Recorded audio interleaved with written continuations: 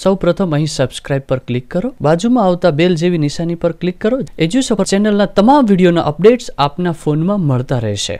નમસ્કાર મિત્રો, હું નિકુંજ ગોડેશ્વર આપ સર્વ વિદ્યાર્થી મિત્રોનું એજ્યુસફર પરિવારમાં હાર્દિક સ્વાગત કરું છું। મિત્રો આપણે ભણી રહ્યા છીએ ભૂગોળ અને એમાં આજે આપણે ભણવા જઈ રહ્યા છીએ।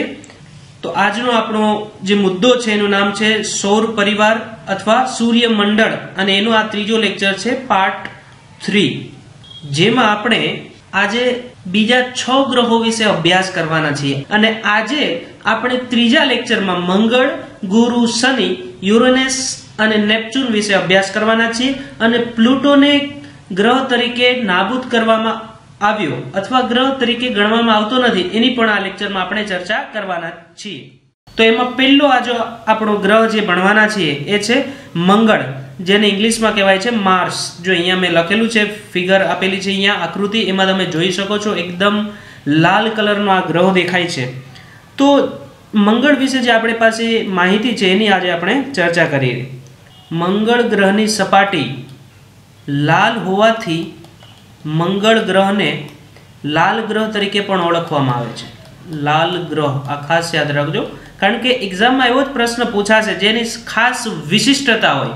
તો લાલ ગ્રહ એ મંગળની વિશેષતા છે। જો અહીંયા મેં જે આકૃતિ રાખી છે એ આકૃતિમાં પણ તમે જોઈ શકો છો કે આખો જે આ ગ્રહ છે એ લાલ કલરનો દેખાય છે। પહેલો મુદ્દો એ છે કે લાલ ગ્રહ તરીકે ઓળખવામાં આવે છે। ત્યાર પછી બીજું, એની ઉપર જે વાયુમંડળ આવેલું છે, મંગળ ગ્રહ ઉપર જે વાયુમંડળ છે એ અત્યંત વિરલ પ્રકારનું છે, એટલે ત્યાં જીવન શક્ય નથી। પછી જે બીજી માહિતી આપણી પાસે છે, મંગળ પાસે 2 ઉપગ્રહો છે। એમાં જે પહેલું નામ છે એ છે ફોબોસ, આ જીપીએસસીમાં પણ એકવાર પૂછાઈ ગયું છે ફોબોસ ઉપરથી પ્રશ્ન, અને બીજું છે એ છે ડીમોસ। આ ખાસ યાદ તમે રાખી લેજો, ખૂબ આઈએમપી, કારણ કે જીપીએસસીમાં પણ એકવાર આના ઉપરથી ક્વેશ્ચન પૂછાયેલો છે કે નીચેનામાંથી કયો ઉપગ્રહ મંગળ ગ્રહને લગતો છે અથવા મંગળ ગ્રહનો ઉપગ્રહ છે। મંગળની સૂર્યને પરિભ્રમણ કરવાની ગતિ છે પૃથ્વીની સમાન છે, એટલે કે પશ્ચિમથી પૂર્વ તરફ કે મંગળ ગ્રહની જે પરિભ્રમણ કરવાની ગતિ છે, સૂર્યને જે પરિભ્રમણ કરે છે એ પશ્ચિમથી પૂર્વ તરફ કરે છે। પછી મંગળ ગ્રહ ઉપર એક પર્વત આવેલો છે, એ પર્વતનું નામ પણ ખાસ તમારે યાદ રાખવાનું છે, એ છે નિક્સ ઓલિમ્પિયા કરીને એક પર્વત આવેલો છે। નિક્સ ઓલિમ્પિયા નામનો પર્વત છે એ મંગળ ગ્રહ ઉપર આવેલો છે। આના ઉપરથી પણ પ્રશ્ન પૂછાઈ શકે।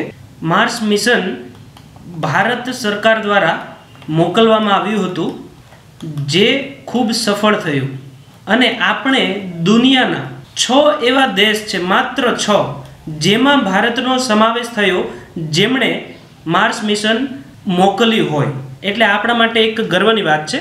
પછી એક કૃત્રિમ ઉપગ્રહ હતો, એમનું નામ છે માર્સ ઓડેસી નામનો એક ઉપગ્રહ હતો, એ ત્યાંથી ફોટોગ્રાફ મોકલ્યા છે, મંગળ ગ્રહના ફોટોગ્રાફ્સ, અને એના ઉપરથી આપણને એવી માહિતી મળે છે કે ત્યાં બરફની નદીઓ હોય।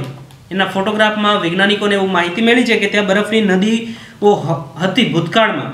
આ માહિતીને આધારે એકમાત્ર એવો ગ્રહ છે કે જેના ઉપરથી આપણે કહી શકીએ કે ત્યાં જીવનની સંભાવના જોવામાં આવે છે। એટલે આ તમે ખાસ યાદ રાખજો કે એકમાત્ર ગ્રહ કે ત્યાં જીવનની સંભાવના તરીકે જોવામાં આવે છે આ ગ્રહને, કારણ કે ત્યાં નદીના અવશેષો મળેલા છે, બરફની હિમ નદીઓના। પછી ત્યાર પછીનો જે ગ્રહ છે એનું નામ છે ગુરુ ગ્રહ। ગુરુ ગ્રહ ખાસ તમે યાદ રાખજો ગુરુ વિશે કે સૂર્યમંડળમાં સૌથી મોટો ગ્રહ એ છે ગુરુ।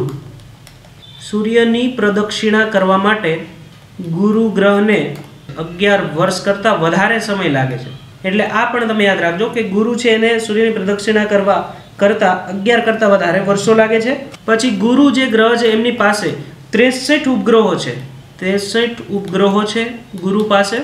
એમાં એક સૌથી અગત્યનો ઉપગ્રહ છે, એનું નામ છે ગેનીમીડ નામનો જે ઉપગ્રહ છે એ સૌથી મોટો અને અગત્યનો ઉપગ્રહ છે ગુરુ ગ્રહનો। અને આ જે ગેનીમીડ છે એ ઉપગ્રહ સૂર્યમંડળનો પણ સૌથી મોટો ઉપગ્રહ છે, સૂર્યમંડળનો પણ સૌથી મોટો ઉપગ્રહ તરીકે ગણવામાં આવે છે, ઉપગ્રહ છે, આ પણ તમે યાદ રાખજો. પછી જે ગુરુ ગ્રહ છે એમના વાયુમંડળમાં ઘણા બધા ગેસો જોવા મળે છે. એમાં પહેલું છે હાઇડ્રોજન, પછી જે બીજો ગેસ જોવા મળે છે એ છે હિલિયમ, પછી જે ત્રીજો ગેસ જોવા મળે છે એ છે મિથેન, અને જે ચોથો છે એ છે એમોનિયા. તો ગુરુ ગ્રહ ઉપર આટલા ગેસ એટલે કે વાયુઓ જોવા મળે છે. પછી જે ગ્રહ છે એ છે શનિ. છઠ્ઠો જે ગ્રહ છે એ છે શનિ. સૂર્યમંડળમાં આકારની દ્રષ્ટિએ બીજા નંબરનો ગ્રહ છે. પહેલા નંબરનો કયો હતો તો કે ગુરુ, એ આપણે ભણી લીધું. એટલે કે બીજો સૌથી મોટો ગ્રહ છે એ છે શનિ. પછી સૂર્યની પ્રદક્ષિણા કરવા માટે લાગતો સમય એ છે શનિ માટે 29.5 વર્ષ. આ પણ તમે યાદ રાખજો કે ગુરુ ગ્રહ હતો એમને 11 કરતાં વધારે સમય લાગતો હતો, 11 વર્ષ કરતાં, અને જે શનિ છે એમને 29.5 વર્ષ સૂર્યની પરિક્રમા એક વખત પૂરી કરે છે. પછી શનિ વિશે એક બહુ અગત્યની માહિતી એ છે કે એમની જે આ કક્ષા છે, જે શનિ ગ્રહ છે એમની ફરતે વલયો આવેલા છે. જો અહીંયા તમે ફોટોગ્રાફમાં જોઈ શકો છો, જો આ જે રાઉન્ડ સર્કલ દેખાય છે તેમને ફોટોગ્રાફમાં, એ આ સંપૂર્ણ ગ્રહ છે, અને એની ફરતી બાજુ જે આ પ્રકાશમય ભાગ દેખાય છે એ એમના વલયો છે. જો અહીંયા હું જે આ આકૃતિ છે એમાં તમને જોઈ રહ્યા છો એ એમના વલયો છે.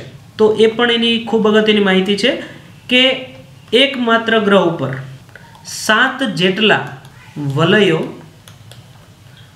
શનિ ઉપર જોવા મળે છે, અને એ વલયો છે એ ગેસ ધૂળકણ ના બનેલા છે, અને એ એની ફરતે જ જોવા મળે છે. એનું કારણ છે જે શનિનું જે ગુરુત્વાકર્ષણ બળ છે એમના કારણે આ વલયો જોવા મળે છે. પછી શનિ પાસે, જે શનિ ગ્રહ છે એમની પાસે સૂર્યમંડળના સૌથી વધારે ઉપગ્રહો છે, અને એની સંખ્યા છે એ છે 63 ઉપગ્રહો આવેલા છે શનિ પાસે. આ ખાસ યાદ રાખજો કે સૌથી વધારે ઉપગ્રહો જે છે એ શનિ ગ્રહ પાસે છે, અને એમાં સૌથી અગત્યનો ઉપગ્રહ છે જે શનિ ગ્રહનો એ છે ટીટોન ઉપગ્રહ એક, અને બીજો જે સૌથી અગત્યનો ઉપગ્રહ છે એ છે ફોબે. આ બંને ઉપગ્રહો અગત્યના છે. એવું પણ એક્ઝામમાં પૂછાઈ શકે કે નીચેનામાંથી ટીટોન ઉપગ્રહ કયા ગ્રહનો ઉપગ્રહ છે, તો એમાં શનિ ગ્રહ જવાબ આવે. પછી શનિ વિશે એ પણ એક ખૂબ અગત્યની માહિતી છે કે સૂર્યમંડળમાં પૃથ્વી પરથી નરી આંખે જોઈ શકાય તેવો છેલ્લો ગ્રહ છે. ત્યાર પછીનો જે ગ્રહ છે યુરેનસ, નેપચ્યુન અને પ્લુટો, આ બધાને આપણે નરી આંખે જોઈ શકતા નથી, પણ શનિ સુધી આપણે નરી આંખે જોઈ શકીએ છીએ. પછી જે 7મો ગ્રહ છે એ છે યુરેનસ. જો અહીંયા મેં ફોટો જે રાખ્યો છે એ યુરેનસ ગ્રહનો છે, અને એના ઉપર પણ લખેલું છે યુરેનસ. વિલિયમ હર્શેલે યુરેનસ ગ્રહની શોધ કરી હતી, અને આ ખગોળશાસ્ત્રીએ 1781માં ખોજ કરી. આ ખાસ યાદ રાખજો કે વિલિયમ હર્શેલ, આ નામ યાદ રાખવાનું છે. યુરેનસ ગ્રહની શોધ કરી અને 1781માં ગ્રહ શોધાણો હતો. પછી જે યુરેનસ ગ્રહ છે એની એક બીજી સૌથી અગત્યની માહિતી તમારે યાદ રાખવાની એ છે કે આ ગ્રહ સૂર્યને વિરુદ્ધ દિશામાં પરિભ્રમણ કરે છે, વિરુદ્ધ દિશામાં પ્રદક્ષિણા કરે છે. તો કે કઈ દિશામાં? પૂર્વથી પશ્ચિમ તરફ. અત્યાર સુધી જે પ્રદક્ષિણા થતી હતી બધા ગ્રહોની એ હતી પશ્ચિમથી પૂર્વ તરફ. જે આપણી પૃથ્વી પણ પશ્ચિમથી પૂર્વ તરફ સૂર્યની પ્રદક્ષિણા કરે છે. પણ યુરેનસ અને શુક્ર આ બે ગ્રહ છે. પેલું છે યુરેનસ અને આગળ આપણે ભણ્યા હતા એ શુક્ર. આ બંને ગ્રહ એવા છે કે જે પૂર્વથી પશ્ચિમ તરફ પ્રદક્ષિણા કરે છે. પછી જે યુરેનસ ગ્રહ છે એમના વાતાવરણમાં પણ અલગ અલગ વાયુઓ આવેલા છે.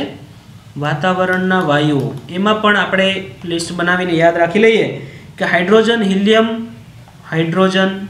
પછી હિલિયમ, ત્રીજું છે મિથેન, અને ચોથું છે એમોનિયા. આ એમના વાતાવરણમાં આટલા વાયુઓ આવેલા છે. પછી યુરેનસ છે એમને 27 ઉપગ્રહો આવેલા છે. આ પણ યાદ રાખવા જેવી માહિતી છે કે 27 ઉપગ્રહો ત્યાર પછીનો 8મો અને છેલ્લો ગ્રહ જે ગણવામાં આવે છે એ છે નેપચ્યુન. તો નેપચ્યુનની શોધ જ્હોન ગાલે નામના ખગોળશાસ્ત્રીએ કરી હતી. જ્હોન ગાલે નામના એક ખગોળશાસ્ત્રી હતા, એમણે આમની શોધ કરી હતી નેપચ્યુનની. અને આ જે નેપચ્યુન ગ્રહ છે એ સૂર્યની પ્રદક્ષિણા કરવા માટે 165 વર્ષ લગાડે છે. 165 વર્ષ એટલે કે સૌથી વધારે સમય અમને લાગે છે. એનું કારણ એ છે કે એ સૂર્યથી સૌથી દૂર આવેલો છે. સૂર્યથી સૌથી દૂર એટલે કે જે બીજા ગ્રહો છે એ આ નેપચ્યુનની પહેલા આવેલા છે. આની પહેલા જે આપણે ગ્રહો ભણ્યા બુધ, શુક્ર, પૃથ્વી, મંગળ, ગુરુ, શનિ, યુરેનસ એ 7 ગ્રહો છે એ નેપચ્યુન પહેલા આવે છે અને નેપચ્યુન છેલ્લો ગ્રહ છે એટલે એ સૌથી દૂર છે એટલે એમને પરિક્રમા કરતા વધારે સમય લાગે છે. પછી જે નેપચ્યુન ગ્રહ છે એમની પાસે 13 ઉપગ્રહ છે અને એમાં એક ટાઇટન અને બીજો મેરિટ, આ બંને ઉપગ્રહો છે એ અગત્યના છે. ઓકે, તો આ આપણે આટલા ગ્રહો વિશે આજે અભ્યાસ કરી ચૂક્યા. પછી એક છેલ્લો છે એ છે પ્લુટો. આગળના જે આપણે અભ્યાસ કર્યા એ બધા ગ્રહમાં ગણવામાં આવે છે, પણ પ્લુટોને ઈસવીસન 2006 થી ગ્રહ તરીકેની માન્યતા છીનવી લીધી. ગ્રહ તરીકે ગણવામાં આવતો નથી. એનું એક કારણ છે કે 2006માં એક અધિવેશન ભરાણું હતું પ્રાગમાં. ત્યાં એ અધિવેશનમાં એવું નક્કી થયું કે જે ગ્રહો બીજા ગ્રહોની પ્રદક્ષિણા સૂર્યને કરતા એમાં વચ્ચેથી પસાર થાય તો એમને ગ્રહ તરીકે ગણવો નહીં. તો આ પ્લુટો છે એ બીજો એક ગ્રહ છે જે આપણે આગળ ભણ્યા કે નેપચ્યુન એમની પ્રદક્ષિણાની વચ્ચેથી, એમની ઓર્બિટની ઓવરલેપ કરીને એમની વચ્ચેથી પસાર થાય છે. એટલા માટે આમને ગ્રહ તરીકે હવે ગણવામાં આવતો નથી, પણ 2006 સુધી એમને ગ્રહ તરીકે ગણતા હતા અને ત્યાર પછી આમને ગ્રહ તરીકે નામંજૂર કરી દીધો. આ તમે ખાસ યાદ રાખજો. અને અત્યારે હાલમાં સૂર્યમંડળમાં માત્ર 8 ગ્રહ આવેલા છે અને એ 8 ગ્રહ આપણે આગળ જે ભણ્યા એ બધા, આ 9મો એટલે કે પ્લુટોને ગણવામાં આવતો નથી. પહેલો છે બુધ, શુક્ર, પૃથ્વી, મંગળ, ગુરુ, શનિ, યુરેનસ અને નેપચ્યુન. એ 8 ગ્રહોને ગણવામાં આવે છે અને પ્લુટોને 2006 થી પ્રાગ સંમેલન વખતે અમને બધા જે ખગોળશાસ્ત્રીઓ ભેગા થયા હતા એમને નામંજૂર કર્યો છે, એટલે આમને હવે ગ્રહ તરીકે ગણવામાં આવતો નથી. તો મિત્રો આજે આપણે અહીંયા આ લેક્ચર પૂરો કરીએ છીએ.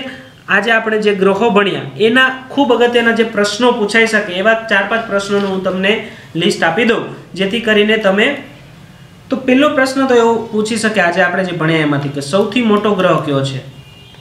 તો એનો જવાબ આપણે આગળ ભણ્યા હતા કે ગુરુ જે ગ્રહ છે એ સૌથી મોટો છે.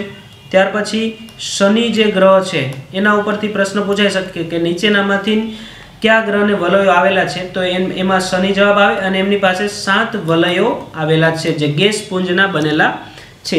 ત્યાર પછી એવો પણ પ્રશ્ન પૂછાઈ શકે કે ખગોળશાસ્ત્રી વિલિયમ હર્શેલ કયા ગ્રહની શોધ કરી હતી? તો એમાં જવાબ આવશે યુરેનસ. એ પણ ક્વેશ્ચન પૂછાઈ શકે. કોની પાસે સૌથી વધારે ઉપગ્રહો કયા ગ્રહ પાસે છે? તો એનો જવાબ જે છે શનિ ગ્રહ આવે. પછી 2-3 પ્રશ્નો હું તમને હોમવર્કમાં આપું છું જે તમારે કે એનો જવાબ ફાઇન્ડ આઉટ કરવાનો છે કે ગુરુ ગ્રહ છે એમને સૂર્યની પ્રદક્ષિણા કરવા માટે કેટલો સમય લાગે? પહેલો પ્રશ્ન હું હોમવર્કમાં આપું છું. પછી બીજો જે છે એ નેપચ્યુન ગ્રહને સૂર્યની પ્રદક્ષિણા કરવા માટે કેટલો સમય લાગે? આ જે બંને પ્રશ્નો છે આ બંને પ્રશ્નોને તમારે જવાબ ફાઇન્ડ આઉટ કરવાનો છે. આપણે આગળ લેક્ચરમાં ચર્ચા કરી જ છે. એ જવાબ તમારે યુટ્યુબનું જે આ કમેન્ટ બોક્સ છે ત્યાં તમારે જવાબ લખવાનો છે. અમારો આત્મવિશ્વાસ વધે કે બધા જ વિદ્યાર્થીઓ આ લેક્ચર જોવે છે અને એ સમજે છે પણ એટલા માટે એમને જવાબ આવડે છે. પછી બીજું તમારે ખાસ અગત્યનું એક કામ એ કરવાનું છે કે આ લેક્ચરને ખાસ લાઈક કરવાનું છે. એટલા માટે તો જરૂરથી આ લેક્ચરને લાઈક કરજો અને કમેન્ટમાં તમારો જવાબ ખાસ લખજો અને કમેન્ટમાં એ પણ લખજો કે તમને આ લેક્ચર કેવો લાગ્યો. તો મિત્રો આ લેક્ચર જોવા બદલ આપ સૌનો ખૂબ ખૂબ આભાર.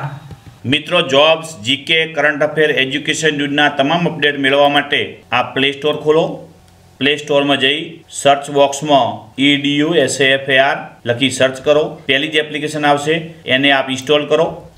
ઇન્સ્ટોલ કર્યા પછી ઓપન કરો અને એની અંદર તમામ jobs, GK, news, current affairs, video, technology, માધ્યમિક, પ્રાથમિકને લગતું મટીરિયલ આપ મેળવી શકો છો આપના મોબાઈલમાં.